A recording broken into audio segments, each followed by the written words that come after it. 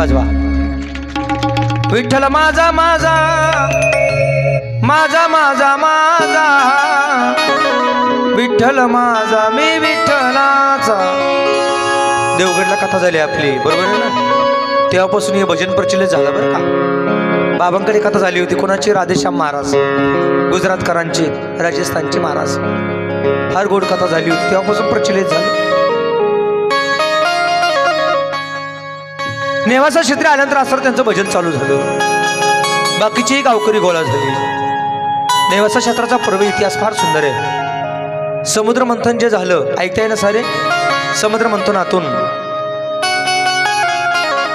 जे काही रत्न निघाले त्याचे वाटप झाले. आणि ऐका, अमृतही निघालं. काय निघालं? अमृत. अमृताची वाटप करायची ठरली.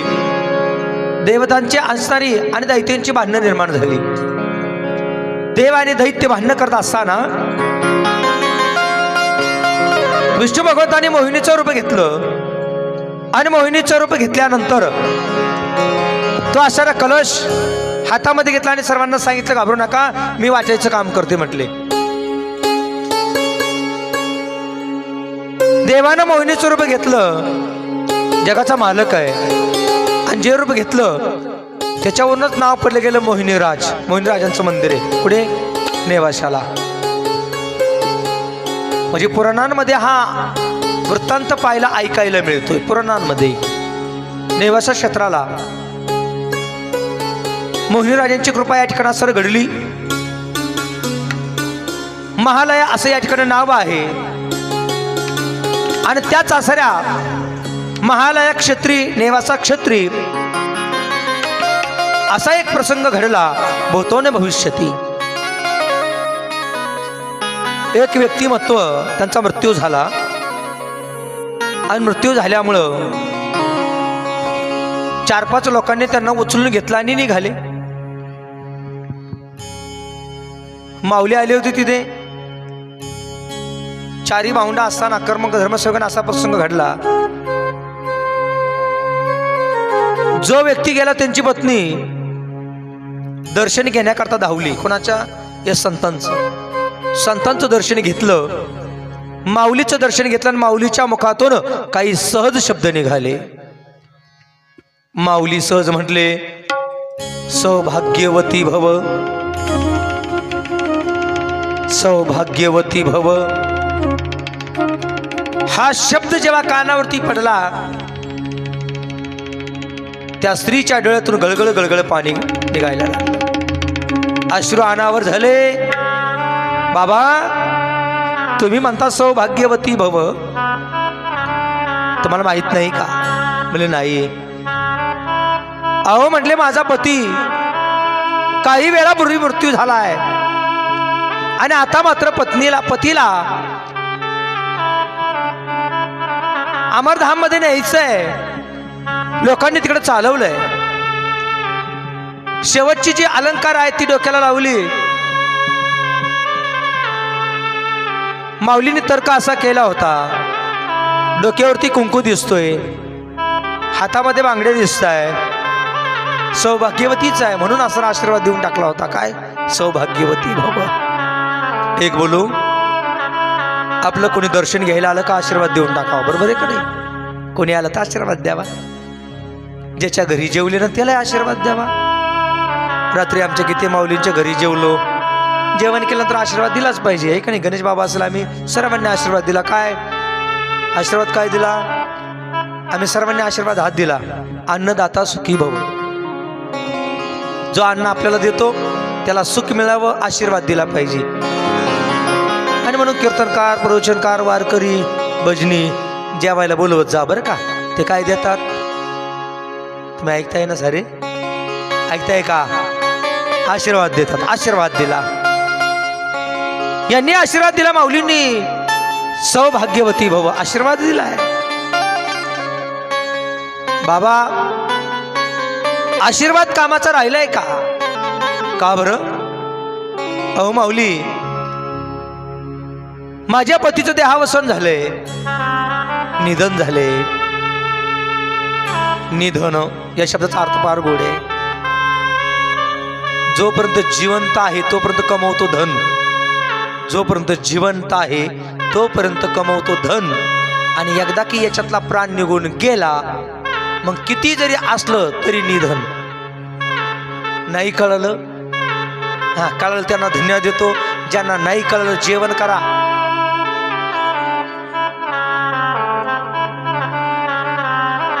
निधन झालंय माझ्या पतीचं. रडणारी ती माऊली पाहिली, आणि जेव्हा जग रडतं ना,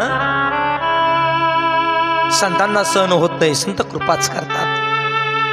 रडणाऱ्या त्या माऊलीवरती कृपा केली. बाई अगं तुला सांगितलंय ना मी, तुझा पती त्याचं निधन झालंय, तू बोलते. मी म्हटलंय सौभाग्यवती बाबा.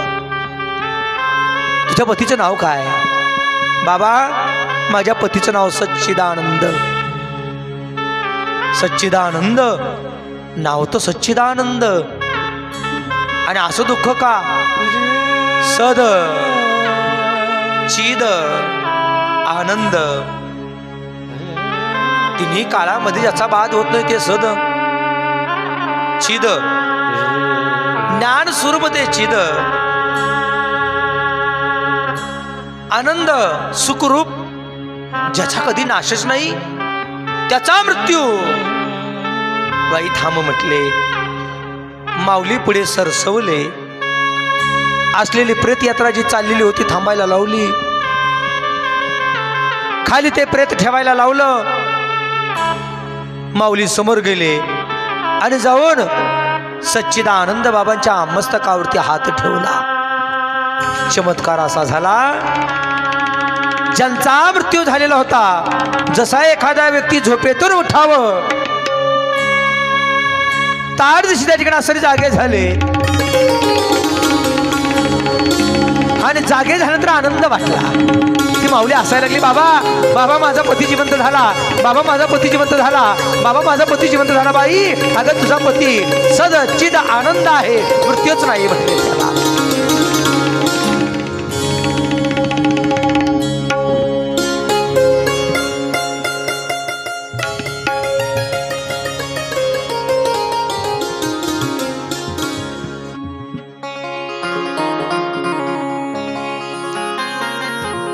एखाद्या पत्नीचा पती जावा,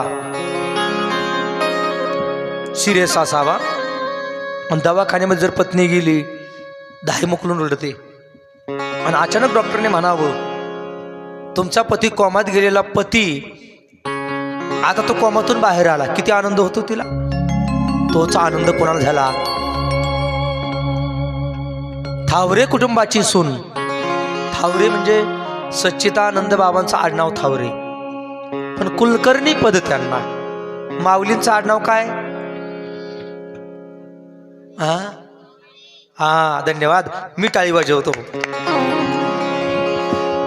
माऊलींचं आडनाव जावळे, आणि सच्चिदानंद बाबांचं आडनाव काय? थावरे. तुमच्या जवळ आहे, बरोबर आहे ना? आहे का नाही? गेले होते का कधी? विचारलं का कोणाला आडनाव काय? नाही. अरे एवढ्या जवळ राहून काय फायदा मग? आम्ही एवढ्या लांब आहे तरी येतो, आहे का नाही? नाही, गेलं पाहिजे, विचारलं पाहिजे, विचारपूस केली पाहिजे. थावरे त्यांचं आडनाव आहे, कुलकर्णी पद आहे त्यांच्याकडे, सच्चिदानंद बाबांकडे. जागे झाले, झोपेतून जशी जागे व्हावं तशी जागे झाले. आता मात्र माथ्यावरती हात ठेवला आणि सांगितलं आता इथून पुढलं कार्य तुम्हाला असं करावं लागेल, स्वतः करता नाही जगायचं, इतरांकरता जगायचंय. म्हणजे मग काय? ग्रंथ सांगणारे मी, लिखाणाचं काम तुम्ही करायचं. आणि मग ग्रंथ सांगितला. पुढे आपल्या सर्वांना माहिती आहे, नेवाशाला खांबाला टिकून बसले आणि सुंदर असा ग्रंथ सांगितला. ग्रंथही कोणता सांगितला? ज्ञानेश्वरी. तिला भावार्थ दीपिका हे नाव दिलं, आणि लिखाणाचं काम सच्चिदानंद बाबांकडे दिलं. एक ओवी आली बरं का. चके 1212 तरे काही टीका केली ज्ञानेश्वरे, सच्चिदानंद बाबा तरे लेखक झाला. वा वा धन्यवाद.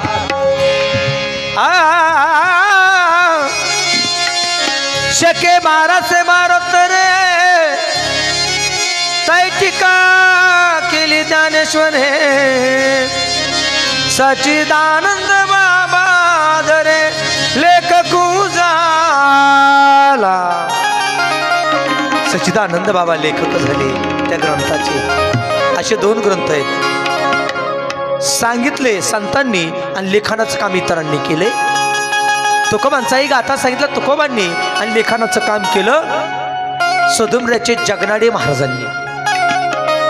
गाथा तुकोबांनी सांगितला आणि लेखन जगनाडे महाराजांनी केलं. तसं ज्ञानेश्वरी सांगितली माझ्या माऊलीने आणि लेखनाचं काम सच्चिदानंद बाबांनी केलं. ग्रंथ एवढा सुंदर आहे. ओम नमो जी आद्या वेद प्रतिपाद्या जय जय ससूर्या आत्मरूपा देवा तुची गणेशु सकलार्थमती प्रकाशु मने वृत्ती दासु अवतारी वा काली वाजवा. गणेश बाबा या लेकरांनी एक सवय लावली बरं का संस्थेमध्ये. कारण संस्थेला आशीर्वाद बाबांचे आहे ना देवगडच्या. संस्थेचा आशीर्वाद कर्नलकर बाबांचे आहे ना. मग संस्थेला ही सवय लावली रोज उठल्यानंतर 5 ओव्या पाठ करायच्या. 1-1, 2-2 नाही 5 पण 1-1, 2-2 रोजची त्यांची ओवी पाठ होते. आणि ज्ञानेश्वरीवरती बोट जर फिरवलं तर ज्ञानेश्वरी आयुष्यभर आपलं बोट सोडत नाही, हात सोडत नाही. ही ताकद आहे ज्ञानेश्वरीमध्ये. पण कशी वाचायची? अवधरोनिया वाचे ज्ञानेश्वरी. अवधरोनिया वाचे ज्ञानेश्वरी. अवधरोनिया वाचे ज्ञानेश्वरी. अवधरोनिया वाचे ज्ञानेश्वरी. कृपा करे हरे दयावरी कृपा करे हरे दयावरी सौखे आपण सांगितो श्री विष्णू. सौखे आपण सांगितो श्री विष्णू. समुखे आपण सांगतो समुखे आपण सांगतो. अवधरोनिया वाचे ज्ञानेश्वरी. कृपा करी हारे दयावरी. कृपा करी हारे दयावरी. अवधरोनिया वाचे ज्ञानेश्वरी. कृपा करी हारे दयावरी. कृपा करी हारे दयावरी.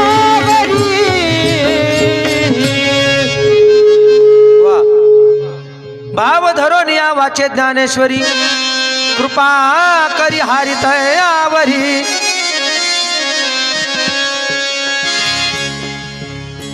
माऊलीने एवढी मोठी कृपा केली. ए खाली बसा आणि बडबड करू नका.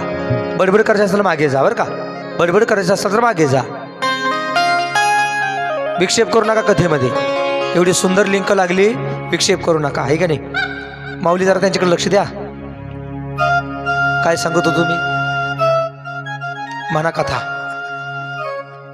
असं एकदा मी सहज म्हटलं काय सांगत होतो ते म्हणे प्रवचन. म्हणलं बरोबर आहे पण काय सांगत होतो ते म्हणे सांगल पण निम्मे द्या आम्हाला. इथं काही तसं नाही. वर्ग फार सुंदर ऐकणारा. भाव धरून या वाचे ज्ञानेश्वरी. कृपा करी हरी तयावरी. तसं पाहिलं गीता हा ग्रंथ जरा क्लिष्ट आहे. गीता ग्रंथ जरा क्लिष्ट आहे. समजण्याकरता एक क्लिष्ट आहे. लवकर कळत नाही.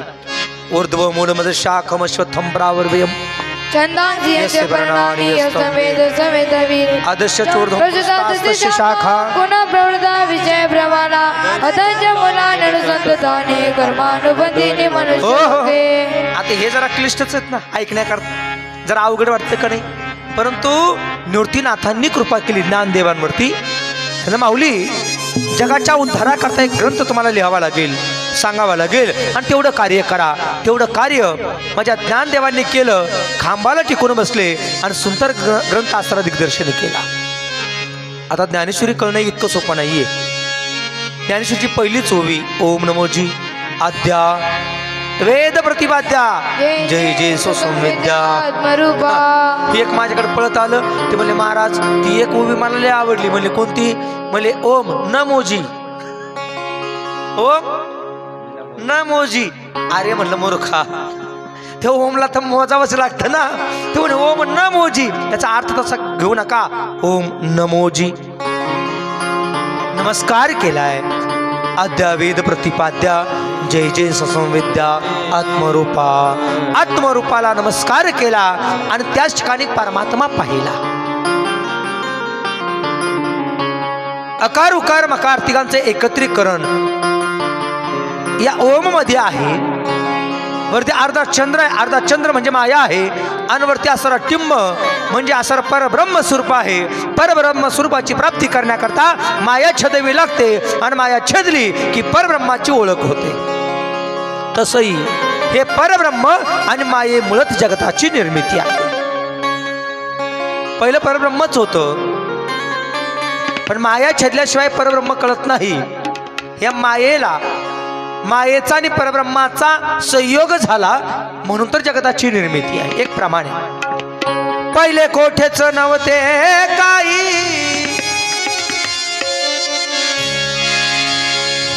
पहिले गोटेच नव्हते चंद्र सूर्य तारा नाही अवघे शून्यच होती पायी कानबा तेरे तेरे ते तेथे एक ढाल गज निर्माण झाली. तेथे एक ढाल गज निर्माण झाली. तेथे एक ढाल गज निर्माण झाली. तेथे एक ढाल गज निर्माण झाली. तेथे एक ढाल गज निर्माण झाली. तेथे ढाल गज निर्माण झाली. तेथे एक ढाल गज निर्माण झाली. तेथे एक ढाल गज निर्माण झाली. एक ढाल गज निर्माण झाली. तेथे एक ढाल गज निर्माण झाली. निर्माण झाली. तेथे एक ढाल गज निर्माण झाली. एक ढाल गज निर्माण झाली. एक ढाल गज निर्माण झाली. तेथे एक ढाल गज निर्माण झाली. एक ढाल गज निर्माण झाली. तेथे एक ढाल गज निर्माण झाली. तेथे एक ढाल गज निर्माण झाली. तेथे एक ढाल गज निर्माण झाली. तेथे एक ढाल गज निर्माण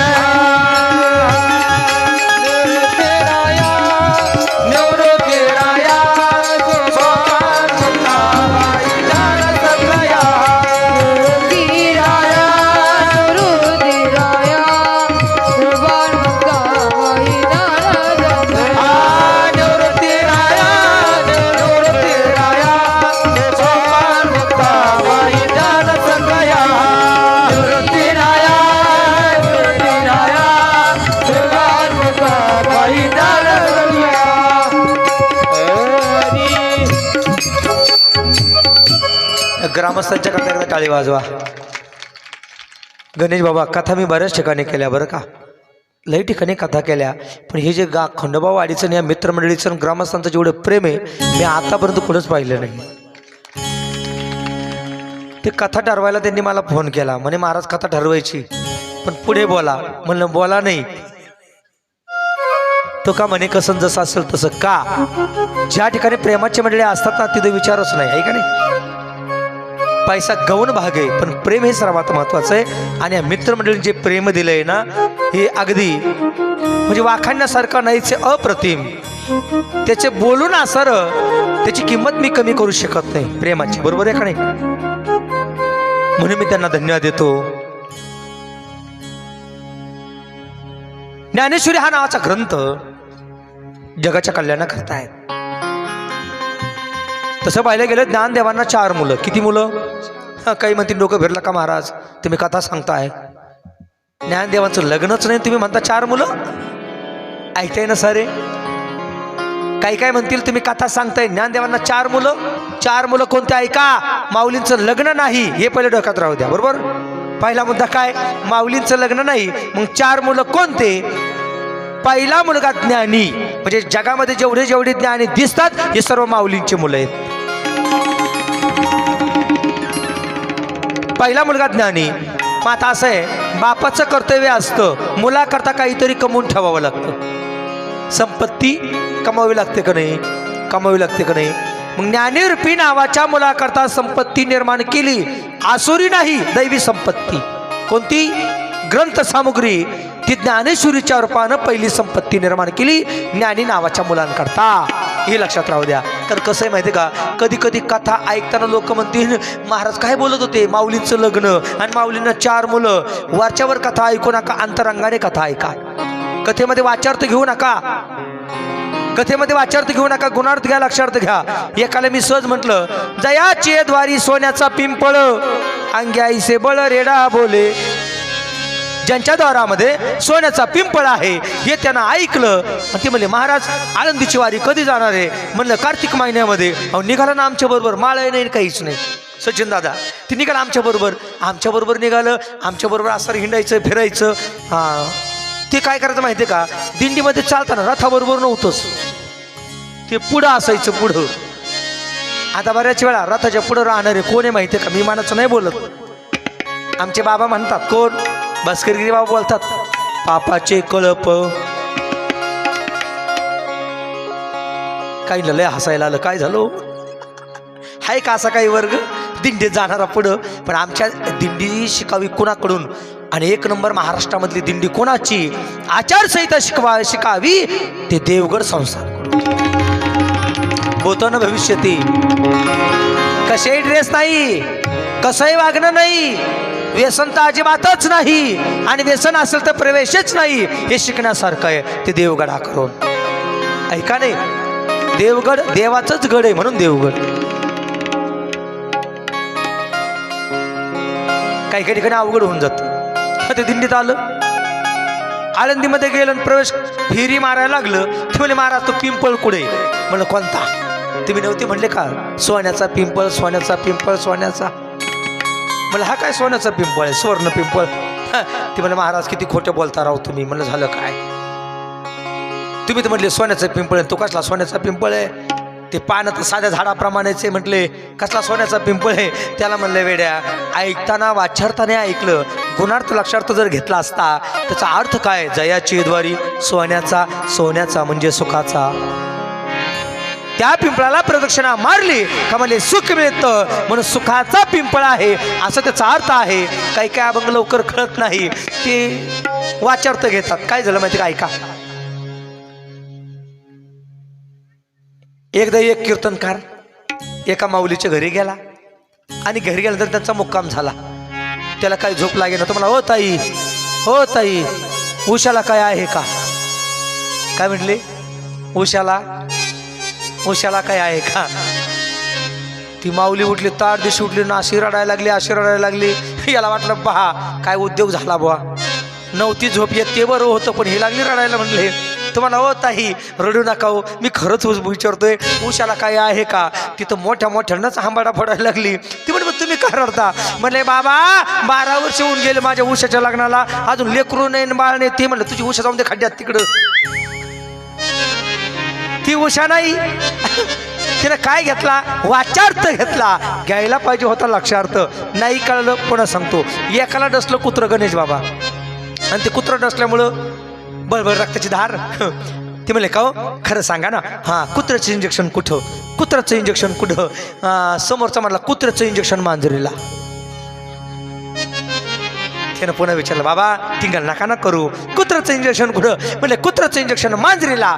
याला एवढा राग आला ना, म्हणजे मला कुत्रं डसलंय, बरोबर रक्ताची धार निघते, आणि म्हणतं कुत्र्याचं इंजेक्शन मांजरीला मारून काय उपयोग.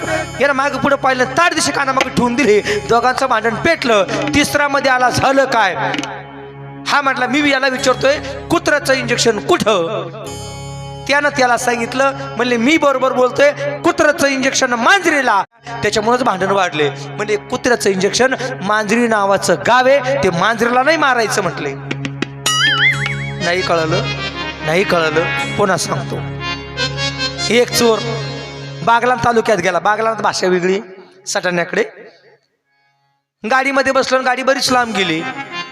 पुढे एक बस स्टॉप आला, तेवढ्यामध्ये कंडक्टर मोठ्यानं ओरडला, चला भामटी कोण असेल त्यांनी पुढे या. या चोरानं काय केलं होतं, बऱ्याच लोकांची पाकिटं मारलेली होते. पाकिटं मारल्यामुळे याला वाटलं आपल्याला कोणीतरी पकडलं.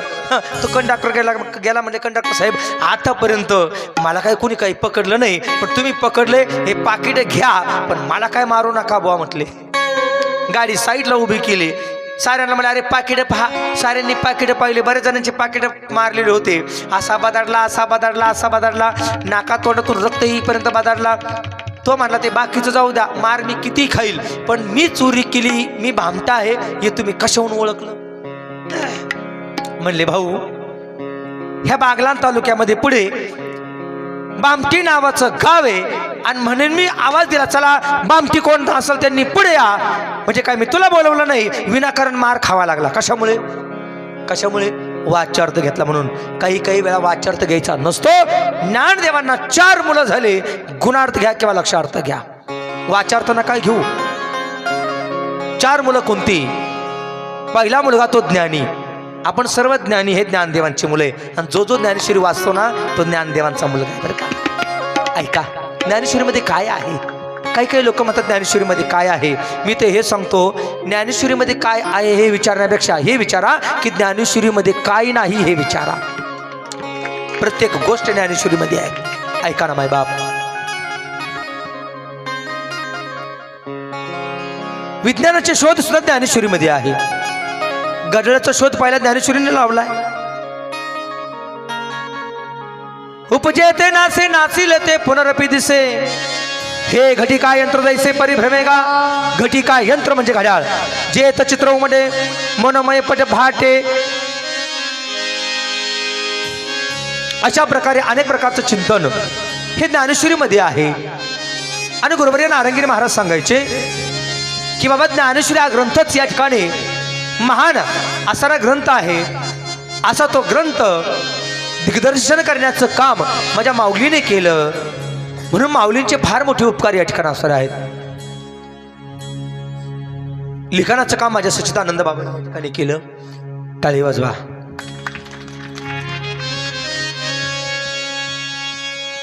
लिखाणाचं काम माझ्या माऊलींनी केलं. ज्ञानी मुला करता ज्ञानेश्वरी हा ग्रंथ दिग्दर्शन केला. त्याच्यानंतर योगी मुला करता चांगदेव 65 नावाचा ग्रंथ तयार केला. साधकांच्या करता अमृत अनुभव हा ग्रंथ तयार केला. आणि प्रपंचिका करता ही ग्रंथ निर्माण केले बरं का. प्रपंचिका करता आसारा हरिपाठ नावाचा ग्रंथ निर्माण केला, छोटासा आहे.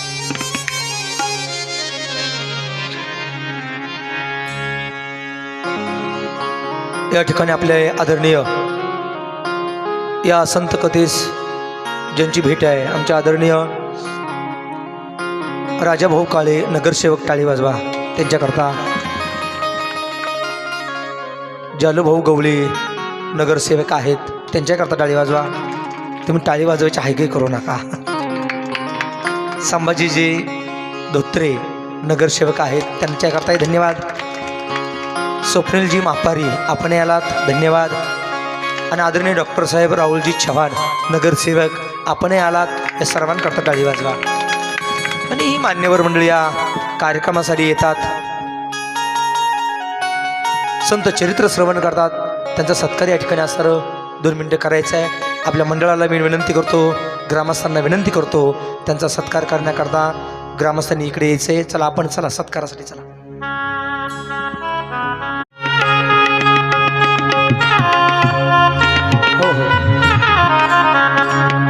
आपण या ठिकाणी आलात, सर्वांचं या ग्रामस्थांच्या वतीने मनापासून आपलं सहर्ष स्वागत. आपल्याला सर्वांना धन्यवाद. या वेळेत वेळ काढून आपण आलात, धावपळ चालू पण तरी पण आलात, या ठिकाणी सर्वांना धन्यवाद. आणि परमार्थामध्ये अशी मंडळी येऊन बसली का तीच मंडळी मोठी होतात. टाळी वाजवा जरा. धन्यवाद देतो, आपल्या सेवेकडे वळवतो. सच्चिदानंद बाबांनी ज्ञानेश्वरी सारखा असा ग्रंथ लिखाण केला. दिग्दर्शन करण्याचं काम माझ्या आसाऱ्या जगाच्या माऊलीने ज्ञानदेवांनी केलं. ग्रंथाला सुंदर नाव आसारं दिलं, भावार्थ दीपिका. ग्रंथामध्ये फार मोठी ताकद आहे. मगाशी मी बोलून गेलो, नेवाशेकरांचे फार मोठे उपकार आहेत.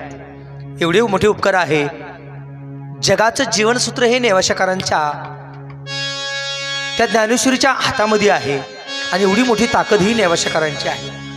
थांबवलं जर नसतं तर मला वाटतं या ग्रंथाचा जन्मच झाला नसता. आणि म्हणून नेवासेकरांना द्यावे तेवढे धन्यवाद थोडे आहेत, म्हणजे कमीच आहे, कमी आहे. फार मोठे उपकार केलेत.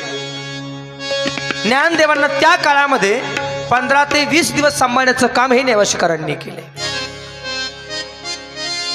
त्या ठिकाणी बसल्यानंतर अजून एक उपरती निर्माण झाली. निवृत्तीनाथांनी पुन्हा सांगितलं अजून एक ग्रंथ करावा लागेल. म्हणले कोणता? अमृत अनुभव नावाचा ग्रंथ करावा लागेल म्हणले. तोही ग्रंथ आसरा केला. कोणी? ज्ञानदेवांनी. अमृत अनुभव पण ग्रंथ फार सुंदर आहे बरं का. त्याच्यामध्ये शिवशक्तीची उपासना दिग्दर्शन केली आणि शिव आणि शक्तीचं एकत्रितकरण, शिव आणि शक्ती काही वेगळीच नाही हे अमृत अनुभवामध्ये दिग्दर्शन केले. त्यामध्ये अज्ञान खंडन हा एक टॉपिक आला आहे. कशामध्ये? अमृत अनुभवामध्ये. अनुभवच अमृताचा नाव पडलं गेलं, अमृत अनुभव.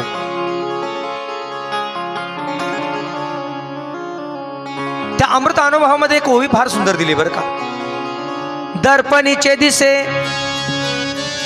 दर्पण म्हणजे आरसा. आरशामध्ये प्रतिबिंब दिसतं.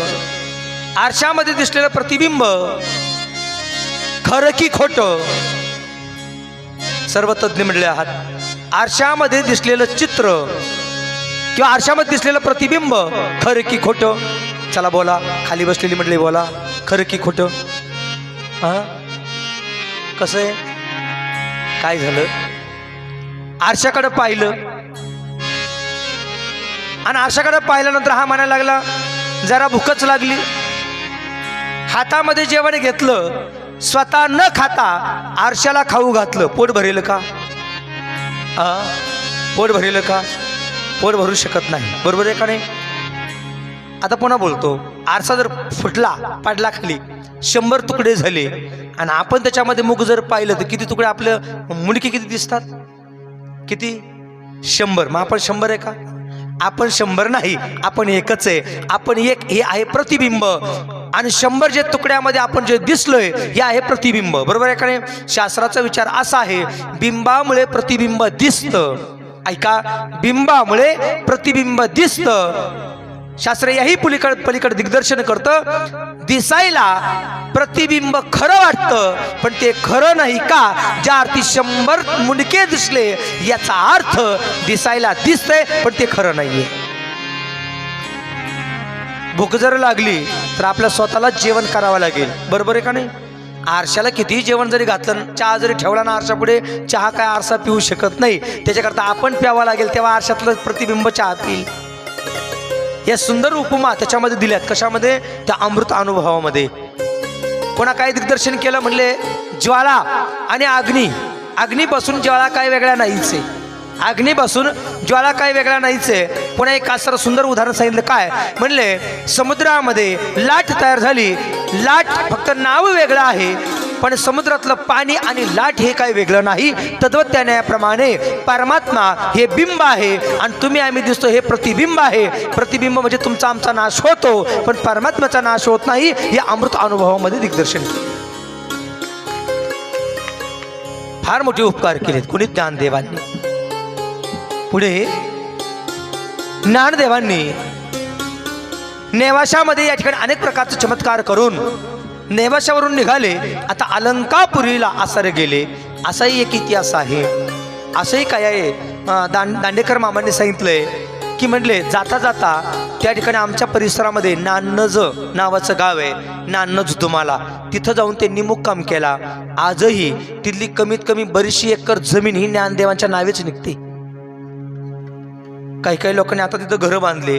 लोकांना माहीतच नव्हती ही जमीन कोणाच्या नावावरती आहे. पण तिथला जेव्हा शेत सारा तलाठी लोक आळंदीला पोचवायचे आणि आता त्या ठिकाणी शासनाने तिथं पाहिलं तर कमीत कमी थोडी नाही 400 एकर जमीन माऊलींच्या नावावरती निघते. लोक म्हणतात माऊलीकडं काही नव्हतं. 400 एकर जर नावावरती त्यांच्या जमीन निघू शकते तर माऊली किती श्रीमंत आहे.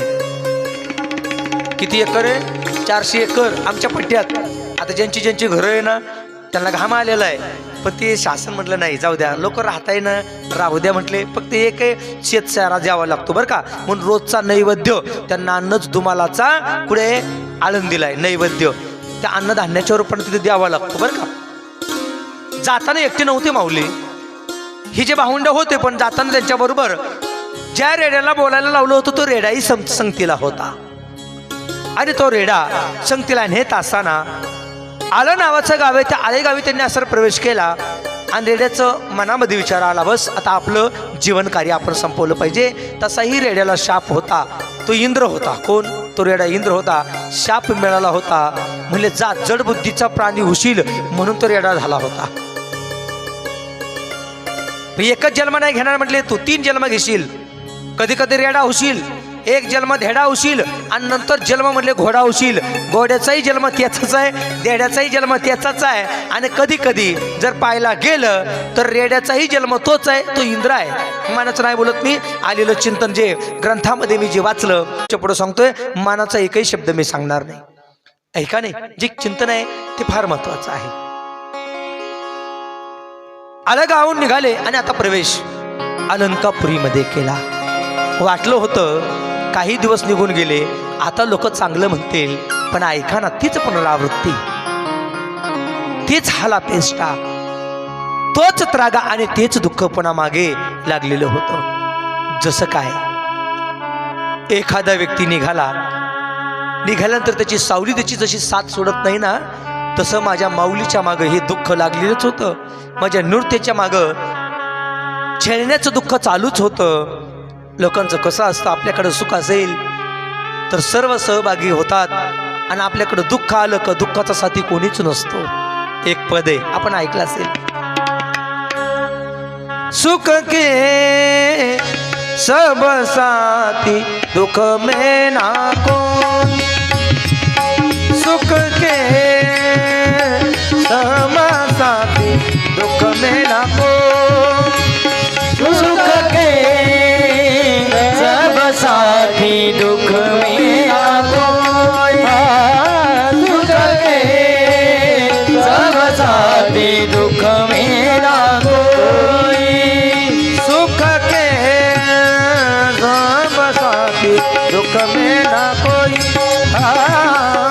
सुख के सब साथी दुख में ना कोई, सुख के सब साथी दुख में ना कोई, सुख के सब साथी दुख में ना कोई, आ मेरे राम तेरा नाम एक साचा, सुख के सब साथी दुख में ना कोई, सुख के सब साथी दुख में ना कोई, सुख के सब साथी दुख में ना कोई, दुख में ना कोई, सुख के सम साथी दुःख में ना कोई. सुखामध्ये कोणी त्याच्याकडे साथ देत असतं, पण दुःखामध्ये कोणी साथ देत नाही. एक साधी गंमत आहे, आपल्याकडे पैसा असला का लोक मान मान्यता देतात, आणि पैसा जर संपला का ज्यांनी आपल्याकडून घेतले ना तेच आपले टिंगल टावाळे उडवतात. बरं का, तुकोबाच्या जीवनात घडला होता का नाही प्रसंग. 350 एकर जमीन होती, तोपर्यंत मान मान्यता द्यायचे, आणि जमीन काढून घेतली काय हे राहिलं नाही, तीच लोक नंतर असं टिंगल टावाळी उडवायला लागले. कोणाची? तुकोबांची. माऊलींचंही काही वेगळं झालं नाही. माऊलींच्याही जीवनामध्ये अनेक प्रकारच्या हालापेष्टा. आता मात्र गावामध्ये प्रवेश केला. लांबून आवाज आला, आलेरी म्हटले धर्म बुडवे. आले म्हणले संन्यासाची कार्टे, आले म्हणले गाव भ्रष्ट करायला. हा शब्द कानावरती पडला आणि अंतकरणामध्ये धस्स झाला. माझी मुक्ताबाई म्हणायला लागली, दादा एवढे पण वाईट आहे का आपण? अरे दी आसार मृत्यू लोकांमध्ये माणसं कुत्र्यावरती प्रेम करतात, माणसं जनावरती प्रेम करतात, पण माणसं जर माणसांवरती प्रेमच करत नसेल तर दादा आपण एवढे वाईट आहे का? डोळ्यातून असं गळगळ गळगळ पाणी निघायला लागलं. अश्रू अनावर झाले. गावाला हात जोडले आणि तिथूनच निघाले निषिद्ध बेटामध्ये जाऊन राहिले. पूर्वी सिद्ध बेटामध्ये काट्या कुट्या होत्या मायबाप. काळी दादा फार काट्या कुट्या होत्या बरं का सिद्ध बेटामध्ये. आता फार सुंदर सिद्ध बेट, जंगल होतं त्या सिद्ध बेटामध्ये. तिथे प्रवेश केला आणि तिथं माझे माऊली राहायला लागले. काही दिवस निघून गेले. आई वडिलांची साथ नव्हती, आई वडील निघून गेलेले होते, देहांत प्रसिद्ध झालेलं होतं. ही 4 भावंड त्या सिद्ध बेटामध्ये असं राहिले. एक दिवस सण आला आणि सणाच्या दिवशी इच्छा झाली मांडे खाण्याची, निवृत्तीनाथांची. मुक्ताबाई म्हटली, दादा काय झालं? अगं म्हटली, मुक्ता, आई वडील गेले तेव्हापासून गोडधड काही खाल्लं नाही, पण आता इच्छा झाली म्हटले मांडे खावेत. मुक्ताबाई महाराज म्हटल्या, मी जाते आणि गावातून असरी खापर घेऊन येते म्हटले. सर्व साहित्य गोळा केलं होतं. लोकांकडे भिक्षा मागितली होती, काही लोकांनी भिक्षा पण दिलेली होती. काही लोक चांगले पण होते, म्हणजे सारेच वाईट असतात असं नाही बरं का, सारेच वाईट असतात असं नाहीये, काही लोक चांगले पण असतात. कधी कधी एखाद्या वारकऱ्यावर चूक जर झाली, नास्तिक लोक नावं ठेवतात, पण काही लोक चांगले असतात, साथही देतात ना. काही लोक साथ दिली पाहिजे. ऐका जरा, चांगल्या माणसाला जर साथ दिली तर पुण्य वाढतं, आणि नास्तिकाला साथ दिली तर पाप वाढतं. मी मानाचं बोलत नाही, एक प्रमाणे तो का म्हणे सत्य कर्म व्हावे साय, तो का म्हणे सत्य कर्म व्हावे साय, तो का म्हणे सत्य कर्म व्हावे साय, तो का म्हणे सत्य कर्म व्हावे साय. घातली अभय नरक जाणे, घातली अभय नरक जाणे, म्हणे सत्य कर्म भावे साय, तुका म्हणे सत्य कर्म भावे साय. हे प्रमाण फार असं सुंदर आहे. आपल्याकडे डोक्यामध्ये हे प्रमाण असावं, लिखाण करून हे प्रमाण ठेवावं आयुष्यभर. तो का म्हणे सत्य कर्म व्हावे साय, घातली अभय नरका जाणे. सत्य कर्माला साह्य व्हावं, आणि पापाचं कर्म असेल तर त्या ठिकाणी साह्य करू नये. पापाच्या कर्मामध्ये नुसतं हा जरी शब्द म्हटला किंवा थोडी जरी साथ दिली तर त्याचा परिणाम भोगावा लागतो. परिणाम कोणाला भोगावा लागला? जरा बारकं नाही का, सज्जन कसाई नावाचा कसाई होऊन गेला, त्याला परिणाम भोगावा लागला. आदल्या कुळात ब्राह्मण असताना सुद्धा फक्त गायी ह्या दिशेला गेली असं बोट दाखवलं, परिणाम काय झाला? ज्या कसाईनं गायी पकडली आणि गायी जेव्हा कापली, नंतर असं सज्जनाचे जेव्हा हात कापले गेले, त्यानं देवाला विचारलं, का बरं हात कापले गेले? म्हणले, काय झालं, तू काय केलं? त्या गायीच्या दिशेनं असं बोट केलं, परिणाम काय झाला? नास्तिक कर्माला साथ दिली म्हणून तुझे हात कापण्यात आले. सत्य कर्माला साह्य करा, असत्याला साह्य करू नका. असत्याला साह्य केलं की मारावं लागतं, हे डोक्यात राहू द्या. कोणी केलं होतं असत्य लोकांना साह्य? कौरव जे होते ना, कौरवांना साह्य केलं होतं कोणी? भीष्माचार्यांनी. भीष्माचार्य चांगले असताना सुद्धा का मारावं लागलं? तर असत्य अधर्म करणाऱ्याच्या घरचं मीठ खाल्लं होतं, आणि परिणाम काय झाला? धर्माने वागणारे, सत्य कर्म करणारे पांडवांना सहकार्य न केल्यामुळं भीष्माचार्यांना मारावं लागलं, मृत्यूच ओढवला. अशी अनेक उदाहरणं आहेत. सत्य कर्म करा, खोटं बोलू नका. कर्म धर्म संयोगाने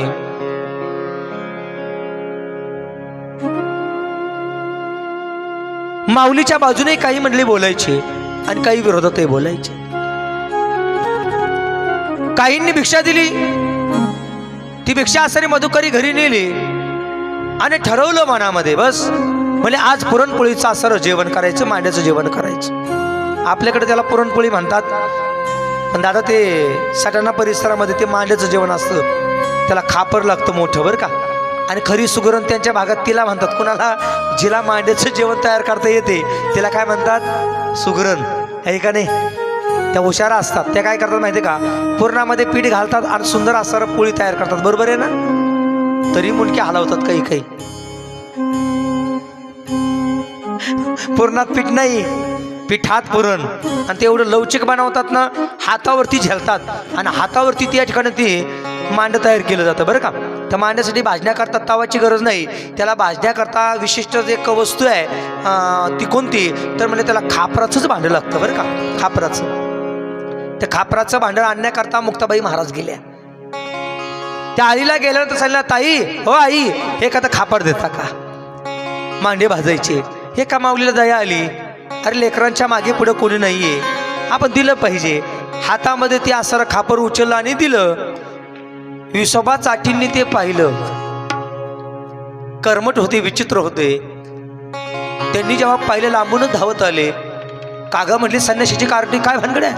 म्हणे काही नाही, माझ्या दादाला निवृत्ती दादांना मांडे खाऊशी वाटले. मांडे खाऊशी वाटले, शेण नाही खाता येत का? हातामध्ये ते असर खापर घेतलं आणि 10 दिवशी जमिनीवरती पडलं. अश्रू अनावर झाले. बाबा माझ्या दादांची इच्छा होती मांडे खायचे, म्हणून मी आले होते. माघारी निघाल्या, रडतच निघाल्या. निवृत्ती दादांनी पाहिलं, काय झालं मुक्ता, काय झालं? दादा, हे जग आहे ते पण आपल्याला खाऊ देत नाही.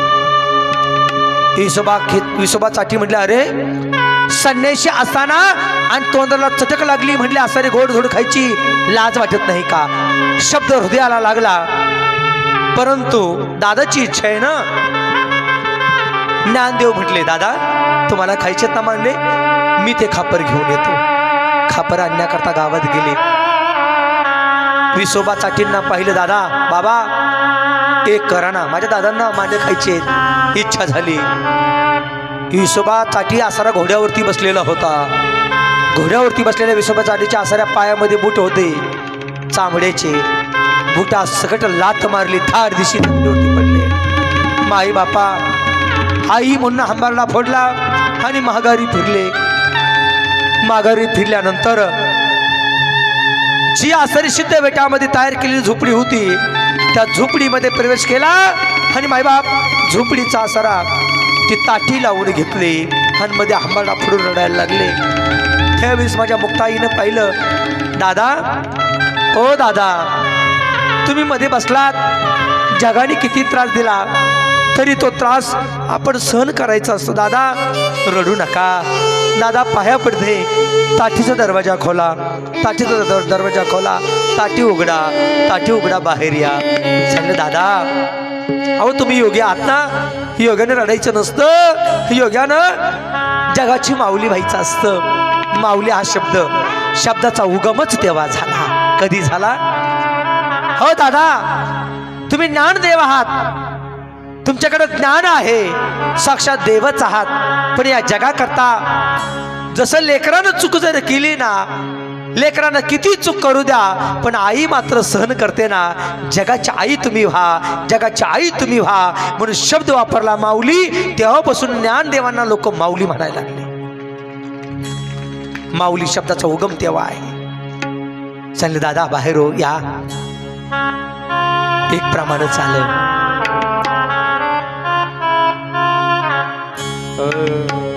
योगी पावन मनाचा, योगी पावन मनाचा, योगी पावन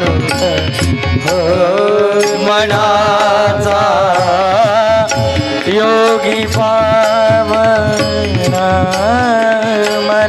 मनाचा, योगी पावन मनाचा, योगी पावन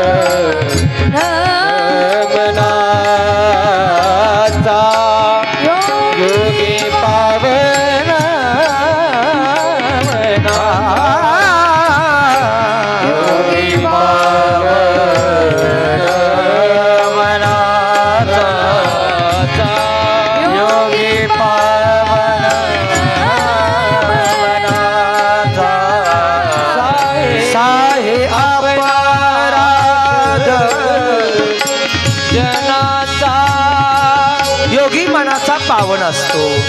पावन म्हणजे पवित्र. जगाने किती त्रास दिला तरी योगी जगाच्या बाबतीमध्ये रुष्ट होत नाही, रडत बसत नाही. दादा जरा बाहेर या तुम्ही योगी आहात ना अभंगामध्ये घोर चिंतन केले साहे अपराध जनाचा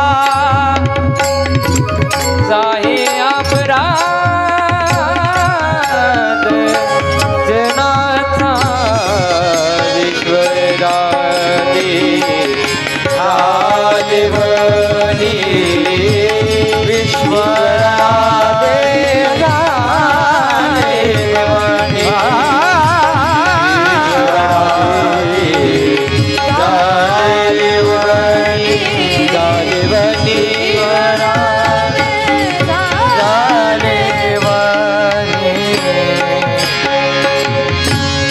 दादा जग जर कधी असर विस्तव झाला असेल तर आपल्यासारख्यानी पाणी व्हावं दादा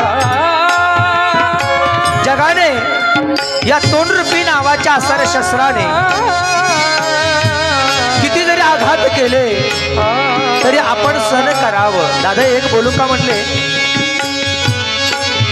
लहानपणामध्ये आई एक आपल्यावरती कृपा करते काय आपण जर घाण केली ऐका आपण जर घाण केली तर आई धुवून काढायचं काम करते दादा ह्या जगाने जर त्रास दिला ना आईपेक्षाही या जगाकडे 2 वेळा नमस्कार करा आणि सांगा बरं झालं का बरं झालं जेव्हा हे जग आपल्या बाबतीमध्ये निंदा करील आपल्या बाबतीमध्ये वेड वाकडं बोलेल तेव्हा दादा आपले दोष धुतले जातील आणि आपले जर दोष धुतले तर आईपेक्षाही महान कार्य जगाने केलं असं समजावं ऐका एखाद्यानं स्तुती केली आनंद वाटतो पण एखाद्यानं जर निंदा केली ना निंदा जर केली ना दुःख नाही मानायचं उलट त्याला नमस्कार करायचं त्याला काय म्हणायचं माझ्या आईपेक्षा मोठं काम तू केलं काय म्हणायचं माझ्या आईपेक्षा मोठं काम तू केलं कारण काय आई काय करते आपली घाण धुवायचं काम करते ना यानं पण आपली घाण धुतली कोणी जो आपली निंदा करतो ना आपले झालेले दोष तो काढून टाकतो तो धुवून टाकतो आपण स्वच्छ होतो मला वाटतं आईपेक्षाही मोठं काम तो करतो त्याची निंदा नाही करायची उलट त्याला म्हणायचं बरं आहे तुझं आमचे गुरुजी आहे ना स्वामी रामदासजी बाबा कर्णकर काही मुद्दे आणि भास्करगिरी बाबा हे काही मुद्दे फार सुंदर सांगतात बरं का ऐका ना एखादा आपला निंदक समोर जर असेल ना शेजारी राहिला तर काय करायचं सकाळी उठल्या देवाला नमस्कार नाही करायचा म्हटले मग कुणाला पहिला नमस्कार त्या निंदकाला करायचा आणि म्हणायचं देवा त्याला सुखी ठेव का बरं तोंड वाकडे तिकडे गेले आपण असं कधी म्हणतच नाही निंदकाला आपण असं म्हणतोय का त्याला सुखी ठेव परिणाम काय होतो माहिती का जेव्हा आपण असं म्हणतो ना त्याला सुखी ठेव जगाचा मालक पहिला आपल्याला सुखी ठेवतो तुल्य निंदा स्तुतीर मौनी संतुष्ट येन केनचित अनिकेत श्रीमती भक्ती मान्य प्रिय नर वा धन्यवाद त्यांनी संतांचीच व्याख्या सांगितली निंदा जरी केली तरी परिणाम नाही आणि स्तुती जरी केली तरी परिणाम नाही हे संतांचं जीवन आहे आणि असं चरित्र आपण श्रवण करतोय यामध्ये हे चरित्र श्रवण करत असताना माऊलींना किती त्रास झाला आणि मग त्या ठिकाणी सरळ कर्मधर्म संयोगानं त्या ठिकाणी मांडे भाजण्याचं काम माझ्या माऊलीने केलं पण कशावरती तव्यावरती नाही माझे माऊलींनी बोलले कोणाला मुक्ताबाईला मुक्ता तर मांडे तयार करता येते का म्हणले हो मांडे तयार केले माझ्या ज्ञानदेवाने जठरावर अग्नी प्रदीप्त केला आणि जठरावर अग्नी प्रदीप्त केल्यानंतर त्या ठिकाणी पाठ लाल तप्त झाले त्या पाठीवरती मांडे टाकले मांडे भाजून झाले ऐका मांडे भाजून झाले आणि मांडे भाजून झाल्यानंतर सांगितलं मुक्ता पाठीवरती हात ठेव माझ्या लढीवाळ मुक्ताबाईनं ब्रह्मचितकला मुक्ताबाईनं जेव्हा पाठीवरती हात ठेवला आता मात्र हंबरला फुलूनच रडायला लागले मुक्ता तू माझ्या पाठीवरती हात ठेवला दादा झालं काय हंबरला फुलून का रडतो मुक्ता जेव्हा आई गेली ना जेव्हा बाबा गेले ना तेव्हापासून या पाठीवरून प्रेमाचा हातच नाही फिरला ग तुझा हात मला जणू काही माझ्या आईसारखा वाटला तू माझी रुक्मिणी माताच आहे असा मला हाताचा स्पर्श झाला म्हणून डोळ्यातून खळखळ पाणी निघालं कोणाच्या जगाच्या माऊलीच्या म्हणजे ज्ञानदेवांच्या आईला किती मोठेपणा दिलाय ठीक आहे असा बराचसा वृत्तांत घडला पुढे त्या ठिकाणी सरळ गावामध्ये प्रवेश केला. गावामध्ये जायचे यायचे. कधी मधुकरी काही लोकांनी दिली तर त्या मधुकरीमध्ये काही लोकांनी शेण टाकावं अशी हालापेष्टा झाली. ह्याच विसोबा खेचराने माऊलींनी भाजलेले मांडे पाहिले आणि आता मात्र त्यांचं विसोबा चाटी नाव होतं.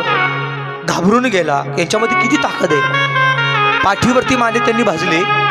पळतच आला आणि तेव्हा मुक्ताबाई म्हटली, अरे मूर्खा खेचरा. खेचर म्हणजे गाढव. अरे तिकडं त्रास दिला ना आता पुन्हा त्रास द्यायला आला का. मूर्खा खेचरा बाजूला हो. तुम्हाला खरंच आई मी खेचरच आहे म्हणजे मी गाढव आहे असं कोण म्हटलं. विसोबा चाटी.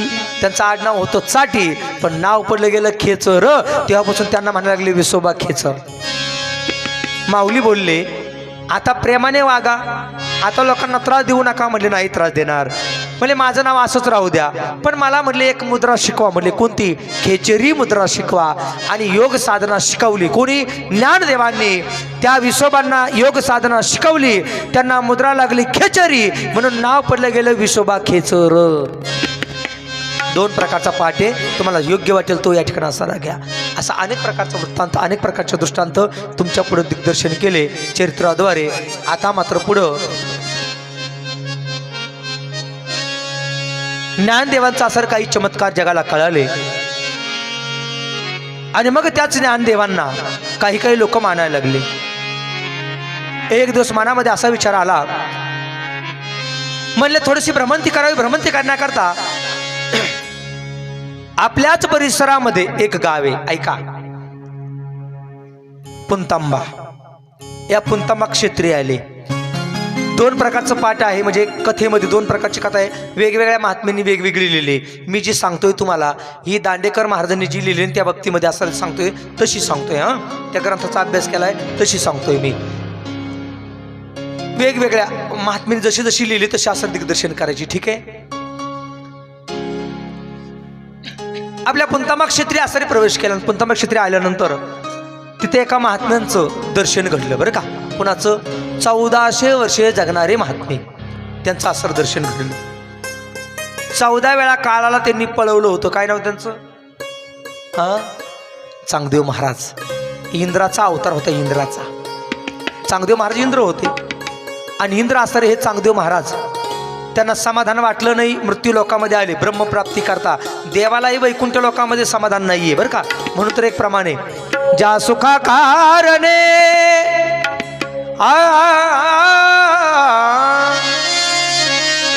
ज्या सुखा कारणे देव वेडावला वैकुंठ सोडून संत सदनी राहिला. संत सदनी राहिला. संत सदनी राहिला. संत सदनी राहिला. संत सदनी राहिला. धन्य धन्य संतांचे सदन. धन्य धन्य संतांचे सदन.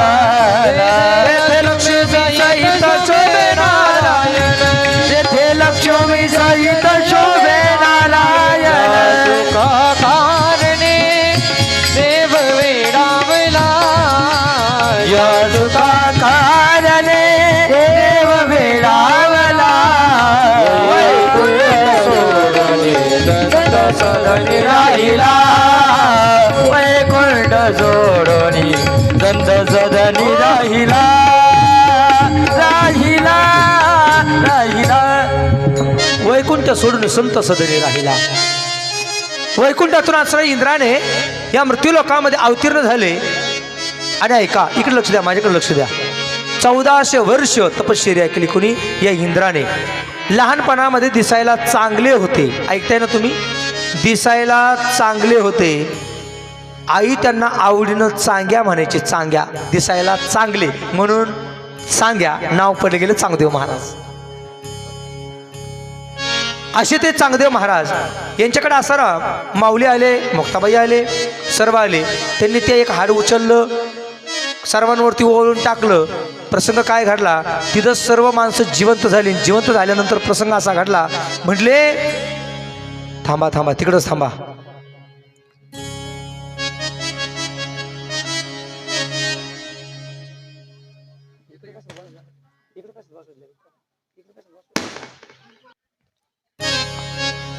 आणि मग या ठिकाणी असणाऱ्या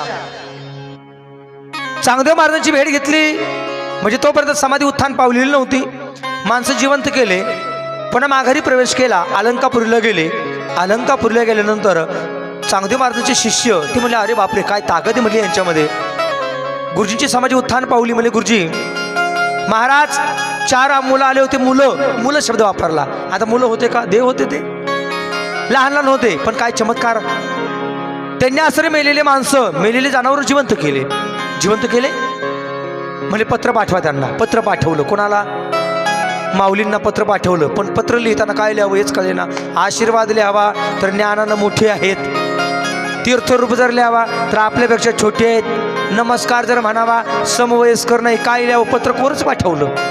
पत्र कोरं गेलं, निवृत्तींच्या हातामध्ये पडलं. निवृत्तीनाथांनी घेतलं, ज्ञानदेवांकडे दिलं. ज्ञानदेवाने घेतलं, सोपानाकडे दिलं. सोपानाने घेतलं, मुक्ताबाईकडे दिलं. मुक्ताबाईनं पाहिलं. म्हणजे याच्यावर तर काहीच नाही. म्हणजे चांगल्या कोरा ते कोरा. म्हणजे मुक्ता, असा वाडवडिलांचा अनादर करू नये म्हटले. कोण बोलतोय? निवृत्तीनाथ महाराज. माझ्या असर आहे. ज्ञानदेव महाराज म्हणतात, दोघंही भाऊंड बोलायला लागले, अनादर करू नये म्हटले. मग झालं काय? अगं मुक्ता, पत्र कोरं आलं. बरं आहे म्हटले. चांगदेव महाराज कोरे आहेत, काहीतरी पाठवता येईल म्हटले लिहून. ते कोरे आहेत ना, मग या पत्रही जसं कोरं आहे काहीतरी लिहू. आणि मग त्या ठिकाणी असणारे 65 ओव्या लिहिल्या बरं का. स्वस्ती श्रीवटेषु जो लपोनी जगदा करी. अशा प्रकारे त्या ठिकाणी असं चांगदेव 65 पत्र लिहिलं. पत्र असं पाठवलं. आता जे पत्र पाठवलं होतं, पत्र पाठवणारा शिष्य आहेत का? येऊ द्या. श्रीराम जय जय राम, श्रीराम जय जय राम, श्रीराम जय जय राम, श्रीराम जय जय राम, श्रीराम जय जय राम, श्रीराम जय जय राम, राम जय जय राम, श्रीराम जय जय राम, श्रीराम जय जय राम, श्रीराम जय जय राम, राम जय जय राम, श्रीराम जय जय राम, श्रीराम जय जय राम, श्रीराम जय जय राम, श्रीराम जय जय राम, श्रीराम जय जय राम, राम जय जय राम, श्रीराम जय जय राम, श्रीराम जय जय राम, श्रीराम जय जय राम. श्रीराम जय जय राम, श्रीराम जय जय राम, श्रीराम जय जय राम, श्रीराम जय जय राम, श्रीराम जय जय राम, श्रीराम जय जय राम, श्रीराम जय जय राम, श्रीराम जय जय राम, श्रीराम जय जय राम, श्रीराम जय जय राम, श्रीराम जय जय राम, राम राम राम, श्रीराम जय जय राम, श्रीराम राम राम, श्रीराम राम राम, श्रीराम राम राम, श्रीराम राम राम, श्रीराम राम राम, श्रीराम राम राम, श्रीराम राम राम, श्रीराम राम राम, श्रीराम राम राम, श्रीराम राम राम, श्रीराम राम राम, श्रीराम राम राम, श्रीराम राम राम, श्रीराम राम राम.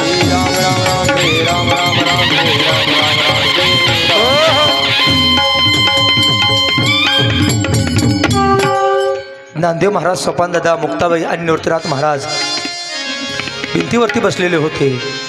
आणि बसलेले असताना त्या ठिकाणी पत्र पाठवण्याकरता एक व्यक्तिमत्व आलं. ज्यांच्याकडे पत्र पाठवलेलं होतं ते व्यक्तिमत्व पत्र घेऊन त्या ठिकाणी असं आलं. चला. दादा, हो दादा, काही माणसं येऊ राहिले तिकडून.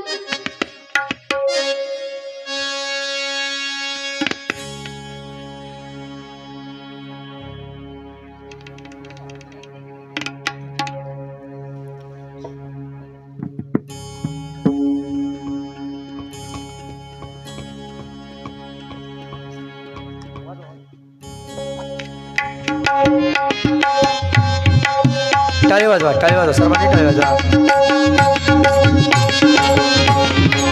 जय हो, जय हो.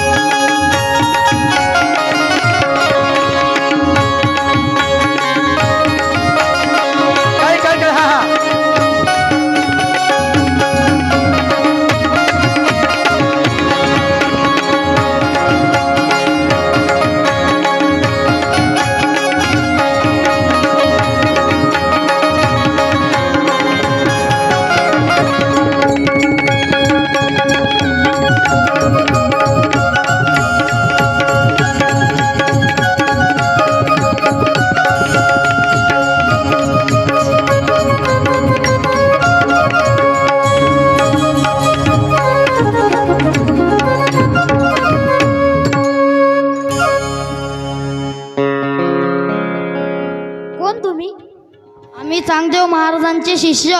कशासाठी आलात? चांगदेव महाराजांनी तुमच्याकडे पत्र पाठवलं होतं. दाखवा पत्र.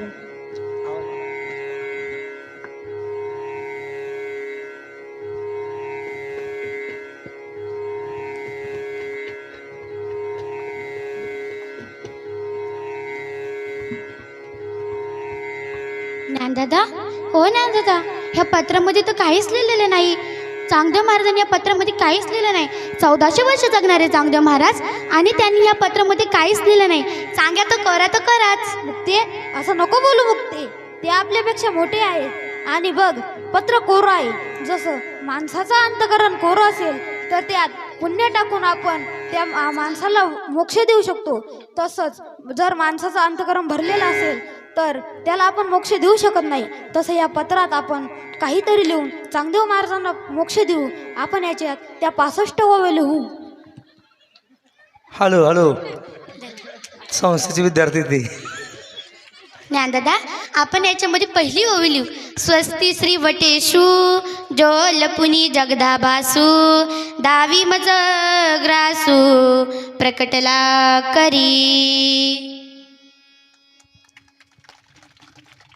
65 ओव्याचा सरपत्र पाठवलं. उद्धार झाला. उद्धार कोणाचा? आता त्यानंतर चांगदेव महाराज पत्र पाठवल्यानंतर चांगदेव महाराजांचं असं आगमन झालं. येताना रिकामे नाही आले. चांगदेव महाराज येताना कशावरती आले? वाघावरती बसून आले. कशावरती? आता वाघ नाव जरी काढलं तरी काय वाटते? भीती वाटते. तसं तुमच्या गावामध्ये आल्यानंतर तुम्ही ओरिजिनलच वस्तू आणताय बरं का काही. हा, तसं पळून जाऊ नका. काल ओरिजिनल माऊली डॉक्टर साहेब काल रेड्याचा जे असर पार्ट होता ओरिजिनल रेडा आणला होता बरं का काल. ते बाळू होता त्यांनी ते मला म्हटले, महाराज मग आज काय ओरिजिनल वाघ आणायचं का काय? ठीक आहे, पण पराकाष्ठा फार सुंदर आहे. या मित्रमंडळी करता एकदा टाळी वाजवा. चांगदेव महाराजांचं आगमन झालं. येत असताना एका वृक्षाखाली त्यांनी असं थोडासा विश्राम केला आणि माऊली बसलेले होते. कशावरती? भिंतीवरती. ज्या भिंतीवरती बसलेले होते कळालं की असं रे चांगदेव महाराज इकडे असं येत आहे. माऊलींनी विचार केला आपल्यालाही जायचं आहे आणि चांगदेव महाराज पण येतात. चांगदेव महाराजांनी एका असरवटी वृक्षाखाली मुक्काम केला. आजही ते विश्रांतीचं स्थान म्हणून आळंदीला गेल्यानंतर पाहायला मिळतं. घाटामध्ये गेले का तुम्ही कधी? घाटामध्ये थोडा आराम करावा लागतो, थांबावं लागतं.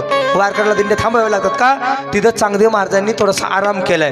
ते वटवृक्ष विश्रांती वड म्हणून त्याला म्हटलं जातं. विश्रांतीचं वड संबोधलं गेलं. अशा प्रकारे चांगदेव महाराजांचं आगमन होतंय. निवृत्ती राया सोपान मुक्ताबाई ज्ञान सकया. निवृत्ती राया सोपान मुक्ताबाई ज्ञान सकया. मुक्ताबाई ज्ञान सकया. सोपान मुक्ताबाई ज्ञान सकया. सोपान मुक्ताबाई. टाळी हा टाळी वाजवा. ज्यांना हात असेल त्यांनी टाळी वाजवा. सोपान मुक्ताबाई ज्ञान सकया. निवृत्ती राया सोपान मुक्ताबाई ज्ञान सकया. निवृत्ती राया सोपान मुक्ताबाई ज्ञान सकया. निवृत्ती राया सोपान मुक्ताबाई ज्ञान सकया.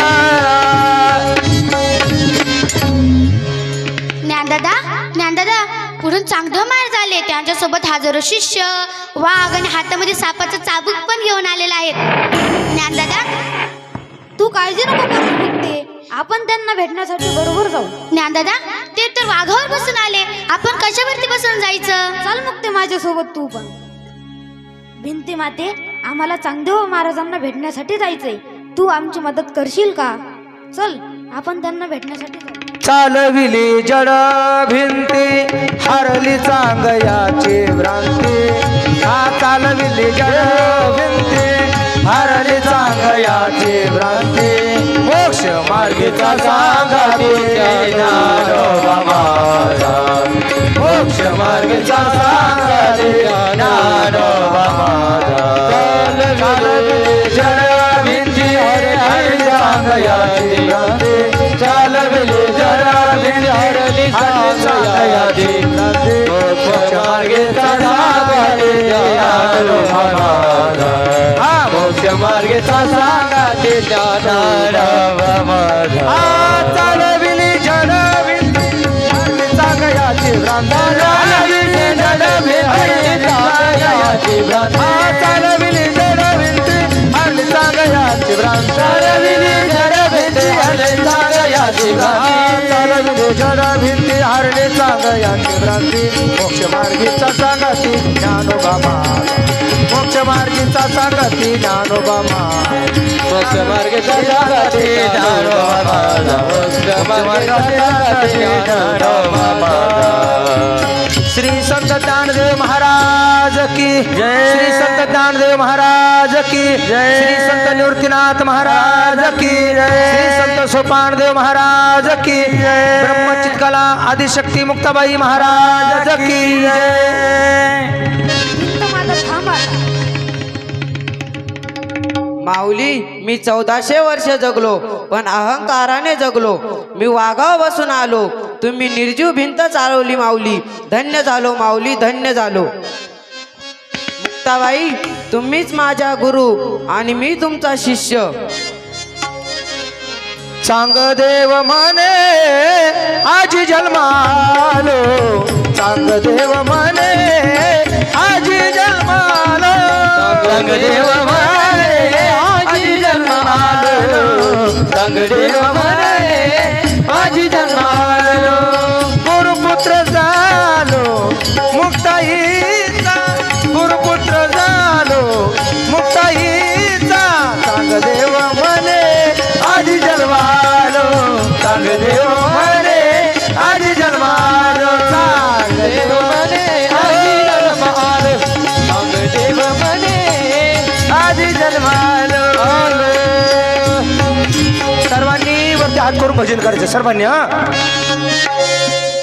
ज्ञानोबा माऊली तुकाराम ज्ञानोबा माऊली तुकाराम ज्ञानोबा माऊली तुकाराम ज्ञानोबा माऊली तुकाराम ज्ञानोबा ज्ञानोबा ज्ञानोबा ज्ञानोबा ज्ञानोबा ज्ञानोबा ज्ञानोबा ज्ञानोबा ज्ञानोबा ज्ञानोबा माऊली तुकाराम ज्ञानोबा माऊली तुकाराम माऊली तुकाराम ज्ञानोबा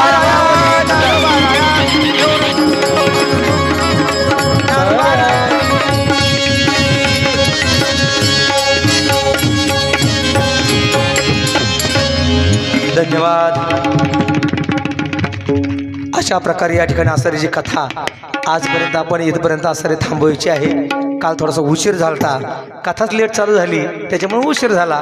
आज आपण 6:30लाच चालू झाली बरोबर कथा या ठिकाणी आत्तापर्यंत इथपर्यंत आवरली. उद्या असणार माऊली समाधी सोहळा, बाकीच्याही संतांचं चरित्र उद्या आपल्याला असं पाहायचं आहे. सर्वांना पुन्हा एकदा या ठिकाणी धन्यवाद देतो. 9:30 वाजत आलेत का वाजले? 5 मिनिटं शिल्लक राहिलेत. आपल्या गावाचं नियोजन एवढं सुंदर आहे, एकदा टाळी वाजवा. कधी कधी 3-3, 4-4 दिवस काका दादा 3-3, 4-4 दिवस लोक कथेला लवकर येत नाही. 5-5, 10-10 लोकांमध्ये 20-20, 30-30 लोकांमध्ये कथा करावी लागते पहिले कधी कधी. पण इकडं पहिल्या दिवसापासून आजचा दुसरा दिवस आहे, एवढा सारा जनसमुदाय आहे, अगदी रोडला लोक उभे आहेत. मनापासून कौतुक करावं तेवढं थोडं. आणि ऐका ना, मनाची तळमळे, या मंडळीची मनाची तळमळे म्हणून तो कार्यक्रम कुठेतरी असा रंगतोय. त्या कार्यक्रमामध्ये कुठेतरी जिज्ञासा निर्माण होते. महात्म्यांचे आशीर्वाद आहेत, भास्करगिरी बाबांचे आशीर्वाद आहेत, किशनगिरी बाबांचे आशीर्वाद आहेत, स्वामी महाराजांचे आशीर्वाद आहेत, विश्वनाथ बाबांचे आशीर्वाद आहेत. आणि म्हणून ही कृपा आहे म्हणून या ठिकाणी असं तुम्हाला सर्वांना पुन्हा एकदा धन्यवाद देतो. उद्या बरोबर 6:30लाच कथा चालू होणार आहे. सर्वांना पुन्हा एकदा धन्यवाद. एकदा सिस्टीमवाल्यासाठी टाळी वाजवा. अप्रतिमे धन्यवाद. आमचे PT मास्तर बैरड काका त्यांच्या कथा टाळी वाजवा. कारण जे कलाकार असतात त्यांना त्यांचं गुणगौरव गावंच लागतं. तबल्याला साथ केली आमचे चिरंजीव गोकुळ महाराज, त्यांना मी धन्यवाद देतो. त्यांच्याकरता टाळी वाजवा. मृदुंगाचार्य ओम महाराज शिंगोटे, त्यांनाही धन्यवाद देतो. गायनाचार्य हरिभक्तपरायण आमचे वेदांतचार्य महाराज, त्यांनाही धन्यवाद. या बाजूला बसलेले मोठे चिरंजीव ज्ञानेश्वर महाराज, त्यांनाही धन्यवाद. इकडं सिंतवरती जे आहेत अप्रतिम त्यांचं एक कौतुक करावं तेवढं थोडं आहे. आमचे आदरणीय हरिभक्तपरायण ईश्वर महाराज अप्रतिम आहे बरं का. तुमच्या योगामुळं हा सारा सहयोग घडला आहे, त्यांना धन्यवाद. टाळकरी महाराज, त्यांनाही धन्यवाद. आणि आज आलेले सर्व ही नगरसेवक मंडळी, त्यांच्याकरता एकदा टाळी वाजवा. त्यांचं कौतुक करण्यासारखं आहे. या कार्यक्रमासाठी ही अतिथी आहेत, पाहुणे मंडळी आहेत. त्यामध्ये आमचे आदरणीय राजूभाऊ काळे, आदरणीय जालूभाऊ गवळी, आदरणीय संभाजीभाऊ धोत्रे, आदरणीय स्वप्नीलजी मापारी आणि आदरणीय डॉक्टर राहुलजी चव्हाण आणि सर्व नगरसेवक एकदा टाळी वाजवा. सर्वांना धन्यवाद, मनापासून धन्यवाद देतो. आणि याच ठिकाणी सेवेला पूर्णविराम देतो. आरतीची यजमान यायचे, तोपर्यंत आसार शेवटची बहिरेव घेऊ. हेची दान दे गा देवा, हेची दान दे गा देवा, हेची दान दे गा देवा, देवा हेची दान दे गा देवा.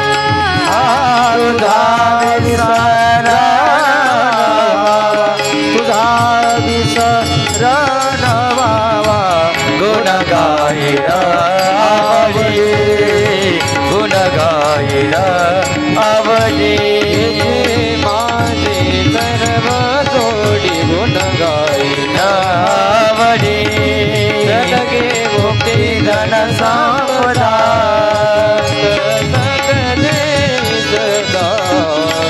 गुण गायला आवडे, गुण गायला आवडे.